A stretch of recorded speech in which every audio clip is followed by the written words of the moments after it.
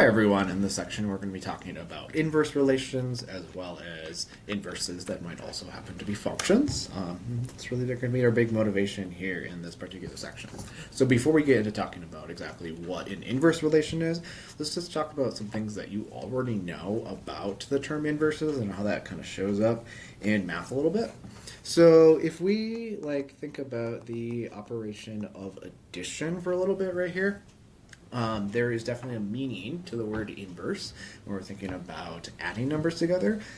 So one addition problem that would illustrate the inverse property of addition would be if we had, say, like negative 4/7 and 4/7 get added with each other because they cancel each other out. So that's the whole idea of what inverse always does, or what inverse property means is things cancel out. Okay, now it's really important that you understand that when you're adding numbers and you cancel stuff out, that the answer you always get is going to then be a 0 when you cancel out. So for the operation of multiplication, inverses there have to be different kinds of numbers to be able to cancel out or invert one another. So that would be if you had to say the number 3 and 1/3, and then if you multiply those couple of numbers together, it would equal 1. So you should always cancel to 1 when you multiply.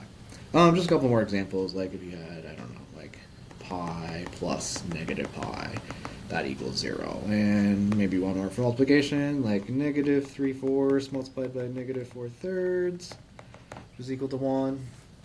There's some more examples that illustrate that inverse property. So one thing that you will definitely always see is true is these numbers right here are always going to be opposites of each other, which always means one is just plus and one is minus, right? But know that term opposites also can be referred to as inverses that are the additive kind, so additive inverses. So that term and then that term also mean the same thing. So similarly, we always call these pair of numbers right here reciprocals because they're just flipping the numerator and denominator around, right? But they are also known as inverses, but in the realm of the operation of multiplication, right? So they're multiplicative inverses. Okay, so now that we have addressed what inverses kind of mean in those kind of contexts, our big goal in this section is to think about what inverses look like in the world of functions. So there is a specific kind of operation, not subtracting or not dividing, that we can do with functions where inverses play a huge role with that. So we kind of want to see how do functions and how do relations, those sorts of mappings, interplay with this term inverses. Okay, so let's dig into that right here and right away just give what an inverse relation is. So basically, all that an inverse relation would be is that if you were given some relation, so remember what relation means, that means that you're just sending a bunch of x's to y's, right, or sending a bunch of inputs to outputs, then the inverse relation is the mapping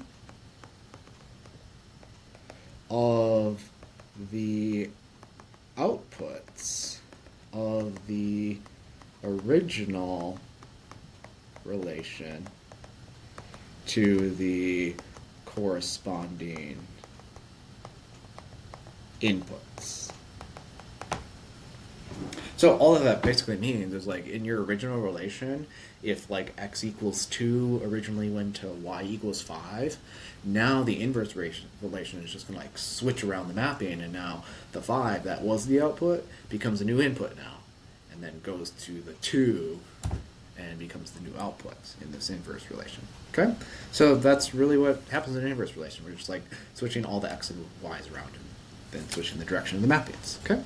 So if we consider this relation R right here, so R is just a list of ordered pairs, right?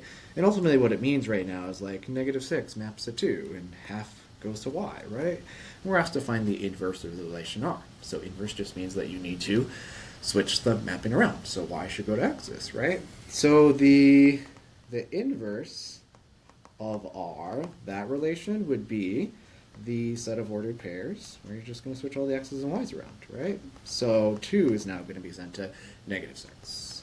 And pi is going to be sent to half, etc.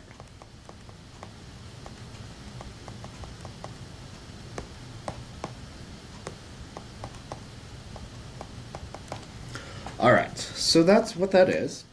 Now, when we denote an inverse of a relation, we actually can give a name if we know the original name of the relation. So since this relation right here was originally called R, then the inverse of that relation will be denoted as follows, like this. So that is, it's not an exponent, that negative one right there. It's just like up there in the superscript part right there. But you can kind of connect the meaning to exponents. And the reason why we use that negative one is because like x and x to the negative 1 power, they are always going to be reciprocals, right? Because x to the negative 1 is 1 over x. And what we talked about earlier is like reciprocals are always multiplicative inverses. So that's kind of like why we use the negative 1 symbol right here, because it just like relates to that idea of inverses. But it's really important that you understand that it's just a symbol here to denote that this relation here that's called R, that R inverse is how we speak that. It's just the inverse of the relation that was called R. So that's the symbol we're going to see a lot, is that little negative 1 up there in the superscript. I want to show you something in the graph that's going to be really important for us to understand about graphs of inverses. So if I were to, I'll use maybe the color red for these ordered pairs. I'm going to graph -6, 2, half pi, 0, -5, 4, 4, and -1, 1. So those would be the ordered pairs that belong to that original relation R, right? And then, in a different color, maybe blue, we will graph these ordered pairs.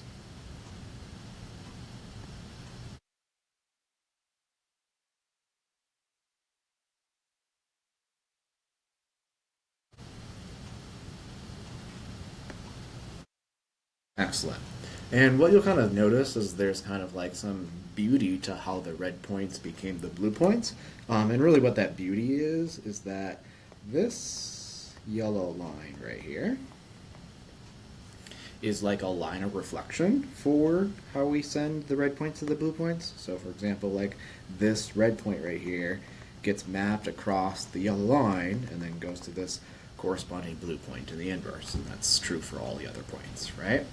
That line, of course, is none other than the line y equals x, kind of the parent function of the linear function family, right?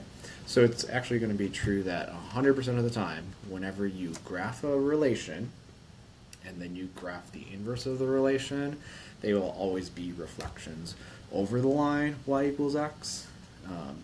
And it's kind of really connected to the fact that like when you have this and then you create the inverse, you are switching the y's and x's around, so just kind of works out that way, right? So you'll kind of see the same thing happen here as well. So if we're given this equation, this like cubic function equation, and we're asked to find the inverse of the relation, okay, what we want to try to do there then is we want to try to switch the inputs and outputs around, right? It's a little different kind of problem now because in the first problem we were given like points, ordered pairs, right? But here you're given the equation, okay?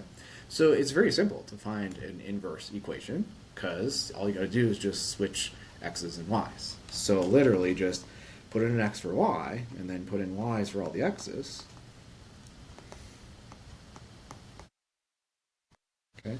And then this equation right here would be the inverse equation of the original given equation. Okay?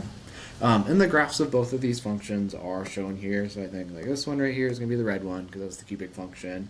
And then if you were to graph this equation right here, it would end up being the blue one. And you'll see that, again, because they are inverses, they're going to be reflections over that line, y equals x. Okay? Just good stuff to notice and things you need to know there.